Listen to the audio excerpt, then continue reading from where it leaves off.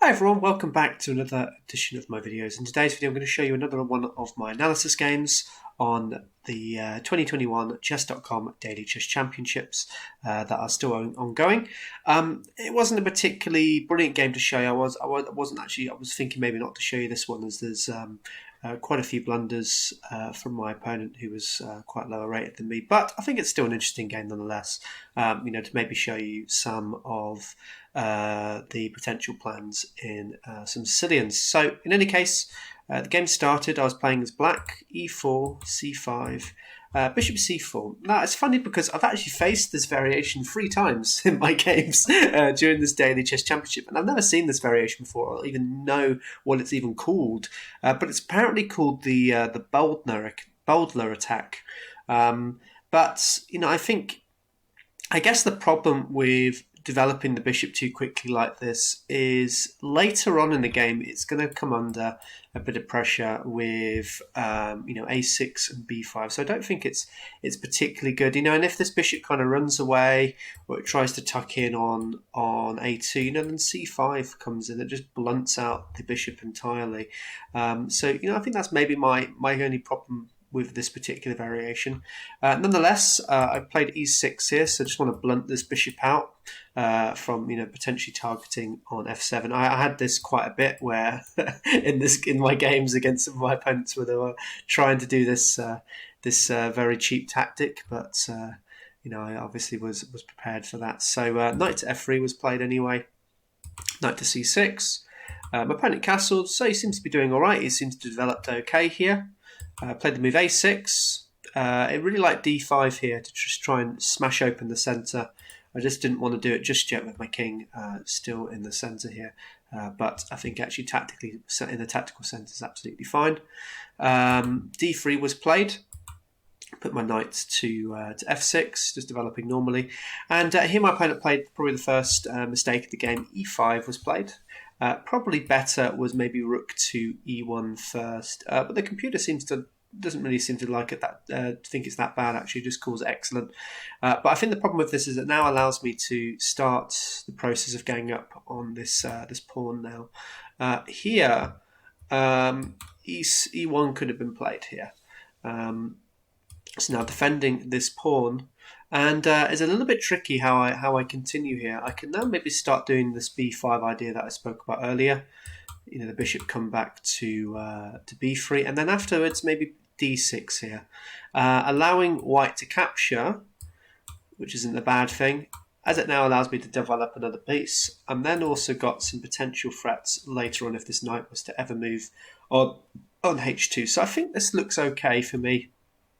If this pawn ever pushes me away, I just jump my knight back into this square, or even alternatively go to e5 as well, and then maybe start swapping off some pieces potentially.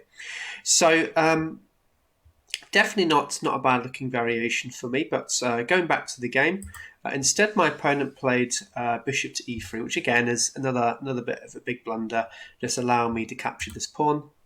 I'm up a pawn now, and this is a really nice situation to be in if you ever play the Sicilian. I've now got this 2-1 pawn majority already, so the endgame looks incredibly promising for me now. I can just start swapping off loads of pieces, get into an endgame, and I've always got this 2-1 pawn majority, and the fact that I'm up a pawn as well, I should have a very, very comfortable game now. d4 was played. Again, I don't really see the purpose of this move, so I now started taking off some more pieces.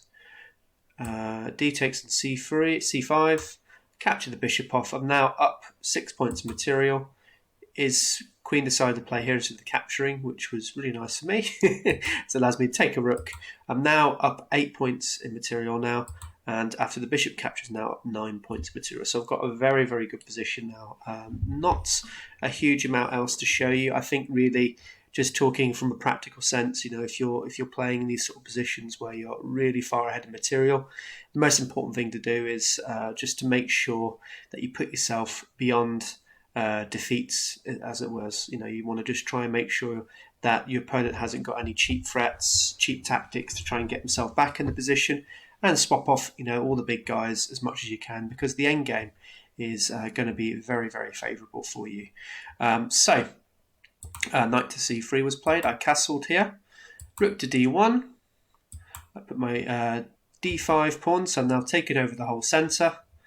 And after queen to d2, I now play b5, starting getting ready this sort of thematic plan, but also this allows me now to put my bishop onto b7, where it has a bit more scope. The only problem with this e6 move, and it's kind of thematic in most of these positions whenever you play e6, is you've got to worry about what you do about this light square bishop, but now it's going to have some nice life on b7, where I can then start pushing forward and really activate this bishop quite nicely. So queen came to d3, and I was already looking at this going, okay, you might be trying just to do this cheap tactic of trying to checkmate the king. So I just put a stop to all of it immediately by playing h6. So, as I say, trying to put myself beyond defeat. I'm winning here, but, I just stop any nastiness from my opponent here with, moves like knight to g5. g4 was played. I thought my opponent just decided to just go for it anyway. Put my bishop to b7, and then after g5, well, he just blunders another pawn here. H takes on g5, king to g2, queen to f6. His rook came to h1. Didn't really understand the purpose of that. Maybe he was trying to hope I would make a mistake and then allow myself to get checkmated. I really don't know. But after this, I now start to find ways to swap stuff off. Knight's captured, queen captured back. h4 was played, trying to do that plan that I just spoke about. But white just doesn't have enough firepower here. I was able to play the move d4. Now opening up this bishop, this comes with a check. This knight is now hanging. His king came to g1.